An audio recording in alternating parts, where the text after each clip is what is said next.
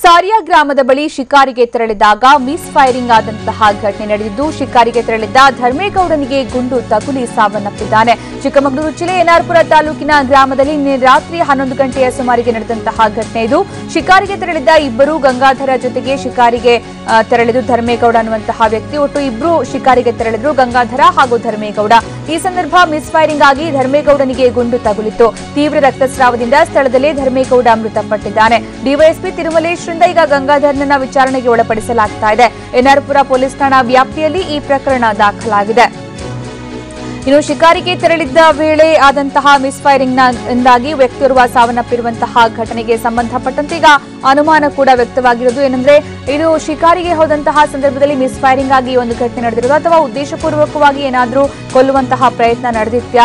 ಈ ಬಗ್ಗೆ ಈಗ ಪೊಲೀಸರು ತೀವ್ರ ತನಿಖೆಯಲ್ಲಿ ತೊಡಗಿದ್ದಾರೆ. ಗಂಗಾಧರ್ ಮತ್ತೆ ಧರ್ಮೇಗೌಡ ಅನ್ನುವರಿಬ್ರು ಶಿಕಾರಿಗೆ ಅಂತ ತೆರಳಿದ್ರು. ಚಿಕ್ಕಮಗಳೂರಿನ ಸಾರಿಯಾ ಗ್ರಾಮದಲ್ಲಿ ಶಿಕಾರಿಗೆ ಅಂತ ತೆರಳಿದ್ರು. ರಾತ್ರಿ 11 ಗಂಟೆಯ ಸುಮಾರಿಗೆ ತೆರಳಿದಂತಹ ಸಂದರ್ಭದಲ್ಲಿ ಬಂದೂಕು ಹಿಡ್ಕೊಂಡಿದ್ದಂತಹ ಗಂಗಾಧರ್ ಅವರಿಂದ ಮಿಸ್ ಫೈರಿಂಗ್ ಆಗಿ ಧರ್ಮೇಗೌಡ ಅವರ ಭುಜಕ್ಕೆ ಗುಂಡು ತಗುಲಿದೆ ಅಂತ ಹೇಳಲಾಗಿತ್ತು. ಇದರಿಂದಾಗಿ ತೀವ್ರ ರಕ್ತಸ್ರಾವದಿಂದ ಸ್ಥಳದಲ್ಲೇ ಧರ್ಮೇಗೌಡ ಮೃತಪಟ್ಟಿದ್ದಾರೆ ಅಂತ ಹೇಳಲಾಗಿತ್ತು. ಆದರೆ ಈ ಸಾವು ಈಗ ಸಾಕಷ್ಟು ಅನುಮಾನ ಕೂಡ ಹುಟ್ಟಿಸಿದೆ. ಹೇಗೆ ಮಿಸ್ ಫೈರಿಂಗ್ ಆಯಿತು, ಧರ್ಮೇಗೌಡ ಅವರಿಗೆ ಹೇಗೆ ಬುಲೆಟ್ ತಗುಲಿತು ಅನ್ನುವಂತಹ ವಿಚಾರವಾಗಿ. ಯಾಕಂದ್ರೆ ಮಿಸ್ ಫೈರಿಂಗ್ ಆಗಿ ತಗುಲಿರುವಂತಹ ಗುಂಡುಗಳ ಸಂಖ್ಯೆ 4, ಬರೋಬ್ಬರಿ 4 ಗುಂಡುಗಳು ಧರ್ಮೇಗೌಡ ಅವರಿಗೆ ತಗುಲಿದ್ದು. ಹೀಗಾಗಿ ಇದು ಮಿಸ್ ಫೈರಿಂಗ್ ಆಗಿರೋದು ಅಥವಾ ಉದ್ದೇಶಪೂರ್ವಕವಾಗಿ ಆಗಿರೋದು ಅನ್ನೋದರ ಬಗ್ಗೆ ಈಗ ಪೊಲೀಸರು ತನಿಖೆಯನ್ನ ಚುರುಕುಗೊಳಿಸಿದ್ದಾರೆ.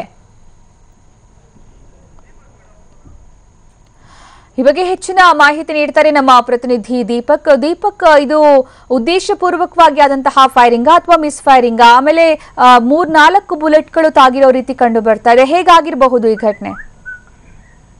ಸುಕನ್ಯಾ, ಪ್ರಾರಂಭದಲ್ಲಿ ಇದು ಶಿಕಾರಿಗೆ ಹೋದಂತ ಸಂದರ್ಭದಲ್ಲಿ ಮಿಸ್ ಫೈರಿಂಗ್ ಆಗಿ ಈ ರೀತಿ ಆಗಿದೆ ಅನ್ನುವಂತಹ ಅನುಮಾನವನ್ನ ವ್ಯಕ್ತಪಡಿಸಲಾಗಿತ್ತು. ಆದ್ರೆ ಸದ್ಯದ ಮಟ್ಟಿಗೆ ನೋಡೋದಾದ್ರೆ ಸಾಕಷ್ಟು ಗುಂಡುಗಳು ಈಗ ಎದೆ ಭಾಗದಲ್ಲಿ ತಗುಲಿರ್ತಕ್ಕಂಥದ್ದು. ಶಿಕಾರಿಗೆ ತೆರಳಿದಂತಹ ಸಂದರ್ಭದಲ್ಲಿ ಈ ರೀತಿ ಗುಂಡು ತಗಲಿ ವ್ಯಕ್ತಿಯೊಬ್ಬ ಸಾವನ್ನಪ್ಪಿರುವಂತಹ ಘಟನೆ ಚಿಕ್ಕಮಗಳೂರು ಜಿಲ್ಲೆ ಎನ್ಆರ್ಪುರ ತಾಲೂಕಿನ ಸಾರ್ವ ಅನ್ನೋ ಗ್ರಾಮದಲ್ಲಿ ಈ ರೀತಿ ನಡೆದಿದೆ. ನಿನ್ನೆ ರಾತ್ರಿ 11 ಗಂಟೆ ಅಥವಾ 10 ಗಂಟೆ ಸುಮಾರಲ್ಲಿ ಶಿಕಾರಿಗೆ ಹೋಗುವಂತ ಉದ್ದೇಶದಿಂದ ಗಂಗಾಧರ್ ಎಂಬುವರು ಕರ್ಕೊಂಡು ಹೋಗ್ತಾರೆ ಜೊತೆಗೆ.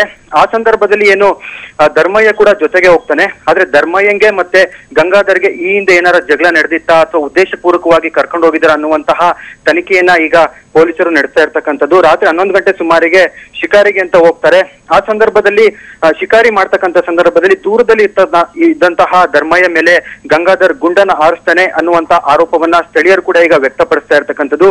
ಈ ಹಿನ್ನೆಲೆಯಲ್ಲಿ ಕೇವಲ ಒಂದೇ ಒಂದು ಗುಂಡು ಬಿದ್ದಿರಬಹುದು ಅನ್ನುವಂತ ಅನುಮಾನ ಇತ್ತು. ಆದ್ರೆ ಈಗ ಸದ್ಯ 6ಕ್ಕಿಂತ ಹೆಚ್ಚು ಗುಂಡು ತಗಲಿದೆ ಅನ್ನುವಂತ ಅನುಮಾನವನ್ನ ಈಗ ಪೊಲೀಸರು ಸಹ ವ್ಯಕ್ತಪಡಿಸ್ತಾ ಇದ್ದಾರೆ. ಹಿನ್ನೆಲೆಯಲ್ಲಿ ಈಗ ವಶಕ್ಕೆ ಪಡೆದು ಪೊಲೀಸರು ಪ್ರಕರಣವನ್ನು ದಾಖಲಿಸಿಕೊಂಡು ಈಗ ತನಿಖೆಯನ್ನು ನಡೆಸ್ತಾ ಇದ್ದಾರೆ. ಪ್ರಮುಖವಾಗಿ ಎನ್ಆರ್ಪುರ ಹಾಗೂ ತರೀಕೆರೆ ಡಿವೈಎಸ್ಪಿ ಆಗಿರ್ತಕ್ಕಂಥ ತಿರುಮಲೇಶ್ ಈ ಒಂದು ಉನ್ನತ ತನಿಖೆಯನ್ನ ಮಾಡುವಂತೆ ಈಗ ಎಸ್ಪಿ ಅಣ್ಣಾಮಲೈ ಕೂಡ ಆದೇಶವನ್ನು ನೀಡಿದ್ದು, ಇನ್ನು ಸ್ಥಳಕ್ಕೆ ಭೇಟಿ ನೀಡಿದ್ದು ತನಿಖೆಯನ್ನ ಕೈಗೊಂಡಿರ್ತಕ್ಕಂಥದ್ದು.